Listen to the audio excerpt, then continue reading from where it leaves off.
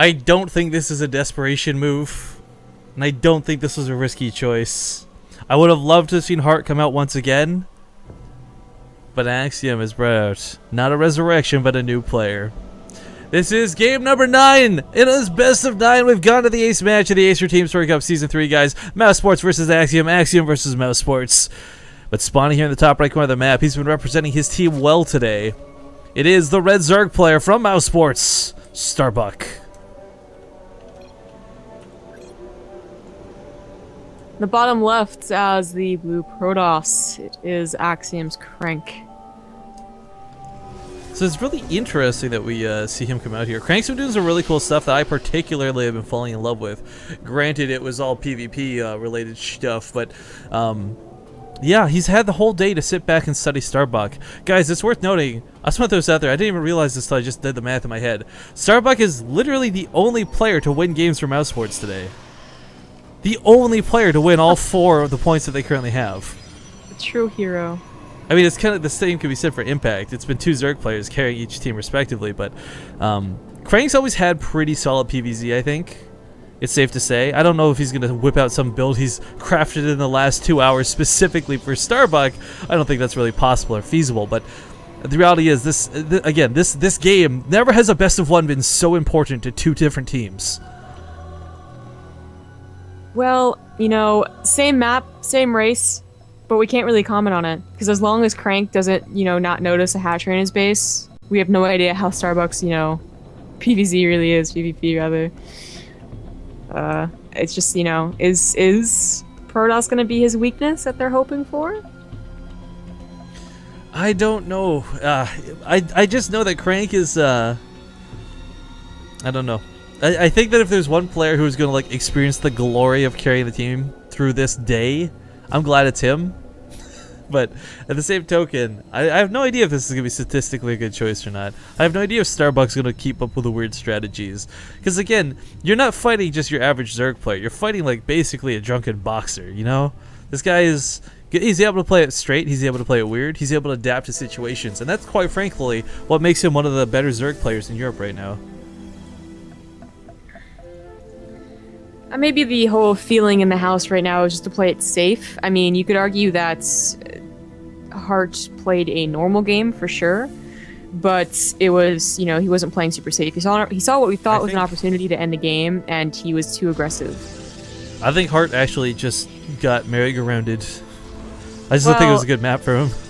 I think, like, it just seems to be, it's the same reason why you throw a new race at a player who is winning against, you know, a Zerg.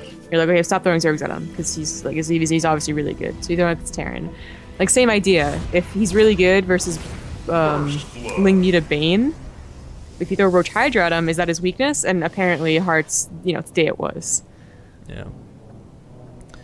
Well, this time Starbuck not forced to go for proxy hatcheries, and Crank didn't open with Forge or anything like that, so no cheese to open this one. And like you said, maybe a little bit safe than sorry as far as that's concerned too. But yeah, the Robo's on the way, and I think classically in this matchup, you know, we're so used to seeing the Colossus, we're so used to seeing the Phoenix and the that's a super early Robo, isn't it? Right, that's what I was gonna say though. Like, we're so used to seeing them in that order, but that's not gonna be happening right here. This comes out so quick, so early, and I gotta be honest, part of me wants this to be a Warp Prism for a little bit of harass, not for the necessarily Sentry all in, but more so for possibly Immortals or whatever gets contained with it or compared with it.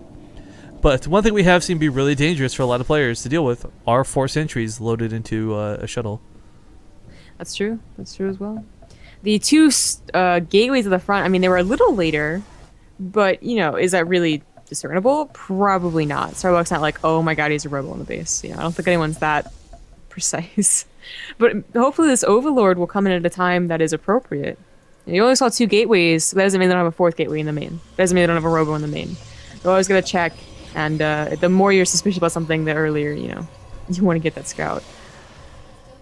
He's trying. So I was kind of hoping that there'd be... I mean, like, okay, so we were talking about the Warp Prism before. Do you think it's just going to be Sentry Immortal all-in? I think it is. I think it's going to be the super fast Sentry Immortal all-in. That's, you know, sometimes it gets... This is the one that looks like... Sometimes it gets just stomped. Like, it's just like, why would you do that? But sometimes it's the exact time where it's just like, oh my god, that was so fast. Like, what was I supposed to have? I'm not going to get a Roach one at this time or whatever. Right, and one thing Crank has done a fantastic job of is denying scouting information. I can't stress that enough. Starbuck still has no idea that this is necessarily coming. You can kind of guess, but oh my god, all these extra gateways being slapped down right now. Yikes.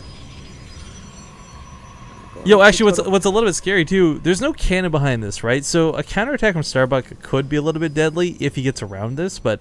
Yeah, it's just... That's a big if. Yeah, right, because he doesn't really have that much of an economy. It's not like he's gone up to 3 bases really fast, which could be a blessing or a curse. But the point is that any unit that he has is probably going to be kept at home to defend, not, you know, he has 150 Roach Ling and some Lings going to counterattack. It's not going to happen here. No, he's going to push out, and there's a very fast infestation bit on the way, but I fear this won't be in time. Starbuck just simply doesn't have a lot of units right now, so it makes it so scary. He has no idea this is coming? Wait, did he see? He saw something, because... Oh, he saw the lack of gas. Well, now he saw the lack of gases of the natural. Yeah, the Overseer gets in here, but, I mean, at the same token, Crank did a great job going around the one side of the map that he wouldn't be scouted on. You can build a pylon down here, guys, worth noting. Yeah, there we go. It's weird to see, but it's just barely enough space. He's going to tear through this wall. I kind of feel like this is a big waste of time, though. Me too. I mean, like he already made the mistake of going over to check the third. Yeah, I mean, okay, it goes down fairly quick. Don't get me wrong, guys, but this is a lot of time wasted, and the biggest strength for Crank, the biggest strength to this attack, just period, is the timing that it hits. Oh, it's gonna be so close. The Spine Color is ready. The other two are almost they're above halfway done. Time goes down. Some of these roaches on hold position, not firing, not helping at all. Come on, guys. Well, Zealots are actually doing a great job to buffer for this. The Immortals have still gone unhindered, and the Roach count is just getting absolutely wrecked behind this. Gotta target the Roaches, though, with these Immortals, drones. He's got to get away from the Spine Crawlers, too. There's a lot of things that could go wrong here for Crank in just one moment, because he's lost a lot of his army. Oh, the Argy! Oh, of all times to leg out. Right now is not the time, bro. We do have a Spore Core firing away on top of the Mothership Core. It's really important Crank backs away from this. We're going to lose the Mothership Core. That's a lot of free DPS from the air, because there's not going to be any Queens out. That's a huge loss. And he had no reason really to be attacked by these Spine Crawlers. Finally, one of them goes down. Oh, and the Burrow did finish. He needs to crank out an Observer right now. Oh, I love this move with the Immortals, so he's picking up and dropping them, so he's not really getting super wrecked here. Taking significantly less damage than he otherwise would, but... Wait, so long has he done Observer? The Zells are still going strong. The Warp Prism still's got nothing to pick it off because there's no Queens left. But he's starting to bleed out the Immortals slowly but surely. The Heart and Shields are gone. He's got a... Oh my god, the most intense micro out of Crank you've ever seen. Oh my god, you gotta be so careful. Jeez. Oh my god. I can't believe these Immortals are still alive. Can we give Crank some real respect? One finally goes down, but most of the Roaches have been dealt with. More Zealots being warped in like crazy. Another Immortal walking across the map. But as you pointed out, if there had been an Observer here, this would be a different story altogether. That Observer is slowly coming across the map. Oh, he loses the other Immortal. Finally loses the other Immortal, but how is it enough damage? Remember, Starbuck was only on 2 bases. It's not like he has a third that, you know, Starbuck or Crank just completely, like, didn't go to. He has no mining. That's true. He took down the base. He lifts up with the Warp Prism. He goes over to the main for a couple drone kills over here, but you're right. I think he may have done enough to really set Starbuck back. Now, Starbuck, of course, let's not forget this. The danger of a counterattack is actually not really that present. He can heal up all the Roaches, granted, but Crank's going to have Immortals behind this. He'll have sentries at home. He'll have the SimCity of his own gateways working for him. And let's not forget, the threat of this Warp Prism never goes away until it dies. Yeah, yeah. And Starbuck, I feel like that's a misclick. Infestors are, you know, you can hold when you have an army. Infestors is just Infestors, obviously not that great. Anything with Passion Lands. I think, by the way, had that Mothership Core lived, that would have been the difference of ending the game versus just getting really far ahead. What I would like to see out of Crank is if he had sniped off that Roach Warren too. That would have really cut away into attack. Yeah, yeah, yeah. Well, it's I don't like Starbucks' choice of these Infestors. You know what though? Actually, no, hang on. The Infestors actually aren't too bad of a choice, I think. Because the Roaches are never going to deal with the Immortals with the Heart and Shield, but more importantly, he's had no anti-air for that Warp Prism. Infested Terrans are going to fill both of those roles. Yeah, but that is so much energy gone. Right, but like what are you going to do? You can't make Hydras, you don't have the money for it. You don't have anything else going for you. You can't walk 10 Queens across the map. It's better to make like a couple of more Queens, just use the Roaches at home, I feel, than get Infestors. I think Swarm Hosts are the way to go, because, you know, if you can hold up on 2 bases and get your economy going again somewhat, Swarm Hosts can buy you a long game. They are like the siege tanks. You know, you just turtle a little bit and you're going to be fine. Well, kind of. Well, we'll see if he can do something cool with these Infestors. They're really going to pay for themselves. there is no blink, so dealing with the Swarmhost is going to be a little bit difficult. But everything Starbuck has, like, it's a nice army if it was on mass, but 3 Swarmhosts, couple Infestors, these Roaches aren't even at home. This is going to be hard, and quite frankly, the first wave, the second wave of Locusts aren't going to be that big of a threat. They're actually going to get destroyed, I feel. Yeah, yeah. And of course he has that Observer. There's no way to... Well, no, the Infestors could fungal the Observer and kill it, so the Swarmhosts don't get killed. That's actually true. Crank does have to be somewhat careful about this, but now revealing what's going on. Fungal Growth does go down top of the Observer. Oh, second one will kill it. Oh, that's going to sting a lot.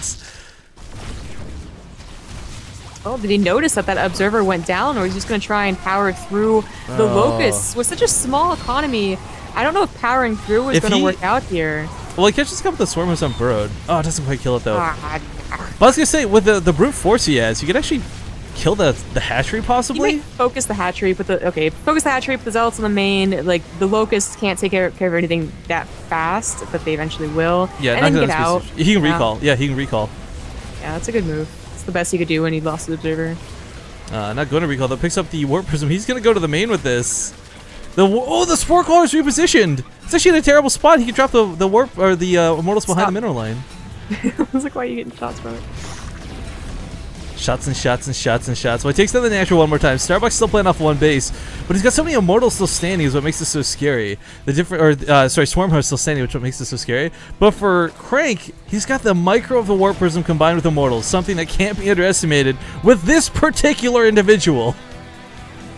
What's even funnier is that he gets an Observer over here. There's still no Overseer, and if there's an Overseer or something to kill it, he can drop onto the Swarmhost without bothering with the Locust with these Immortals. Immortals, they rack. Was it 50 a shot? Yeah, 50 a shot at 4 shots, I guess. Okay, 4 shots. But from 2 Immortals, it's not too long to wait. Definitely not. Still trying to keep this hatchery from going down, though. I mean, Craig, I really apply the pressure because this is something where he's not. I mean, you look at the resources lost, guys. This looks a lot more different than the game really reflects because Crank's coming up on a 3rd, where Starbuck's only just now taking a natural. And the fact that he's relying on Swarmhost means he's not going to be mobile anytime soon. You know, I guess these Infestors were really necessary. Those Fungals and the Zealots. The Fungals and the Zealots are really good. And they also stopped the Immortals from reaching the Swarmhost, maybe at key moments, had he not killed the Observer. I mean, that was also what they were really good for. Yeah, actually, I think that gets the MVP award. Because if those Zealots had seen the Swarmhost, Starbuck would have just been up shit creek type thing. Yeah, and he'd already used, the 3 Fungals that he had, so... They weren't going to buy a lot of time for the Swarmhost, but I can definitely see why he would choose to get them first, and then maybe like crank out some Swarmhosts if he can afford it. Well, middle of the map for Crank, just clearing up creep. I like again that he's not just gone AFK with the Immortals. He's not being very passive. He's continued to be around the map, and I gotta be honest, this is a Crank. This is like a type of Crank I've not seen in a long time. I'm really excited to have seen him so far. Even if he loses the game at this point. Anyone to say he's not been playing impressively is just flat out wrong. Not even just the Immortal Micro, but the way he's been choosing to play this out. The only criticism, honestly, for this whole game so far is like, where's the Observers, right? Yeah, only one Observer at a time facing a Swarmhost. Just get another one, I mean, you have time. It's not like there's going to be a counterattack soon where you need Colossus. The nice thing about the Immortals, too, is they do dish that bonus damage versus armored guys, so the Infestors can get 2-shot. Basically 1 volley from 2 Immortals if not careful. So, while it's really important that Crank doesn't get fungled, it's equally important that Starbuck doesn't get too greedy. Did he see this with the cannon? He must have seen that with the cannon. Okay. Yeah, he did. Check the vision there real quick. He saw it sneaking away, so I was like, what are the probes running from? But more Swarmhosts are on the way for Starbuck. I mean, Swarmhosts will get you so far in this game, guys, but it's 2 bases. And the thing is, Crank's only coming up on Extended Thermal Lance, level 2 upgrades. Colossus, fine, whatever, but it's Blink that I'm most focused on, because if there's one way to really just dive past a wave of Locusts and focus Swarmhost, it's going to be with Blink. Yeah. It looks like his plan right now is to just get the best tech possible. I'm not so sure that the Hydra is going to really help out, but if he has Fungals plus Blinding Cloud, the Locust will deal damage and the Swarmhost won't be under a threat. I think that's his plan, is just to have a perfect, chain, reaction, Fungal, Blinding Cloud, kill the units maybe. Okay, so the Warp Prism finally shut down. One thing I really like, though, I like this 3rd being taken up here. Crank's not going to be scouting for this. He's going to think, okay, you still don't have a 3rd here, you don't have a gold base. Why would he possibly look in the top left? It's a small investment that may not pan out before the game's over, but if it can live long enough, that base is going to be what gets Starbuck back in this game. I'm telling you right now. But that's a big if, because it's this army coming on his front doorstep. Sorry. I mean, the Locusts aren't even... Colossus. They're not coming out together. They're coming out like 2 at a time. They're coming in piecemeal. This is really not a threat. They're not dealing any damage. The Colossus was pulled, but into nothing. Yeah, this is looking really bad for Starbuck, guys. Yeah, I think Crank has done it. Just Good Swarm blink Host forward. can buy you a game, but Crank just... He focuses down the Swarm Hosts. Good focus fire out of Crank's Stalkers. A force field comes down to keep a lot of these Locusts back, because of course Locusts have awful range. Even a time warp down, but oh, Crank trying to meet Starbuck's dance with his own dance. I forgot the Immortals did the Gundam style thing. It looks so stupid. So does the Queen. Yeah, last couple of Swarm Hosts are being thinned out here, and this is looking to be a game here, guys. Mousesports will lose the game, but more importantly for Axiom, they have a chance to get into the playoffs now. They have to, granted, win their next series versus Empire Fnatic, which will not be easy. GG, well played.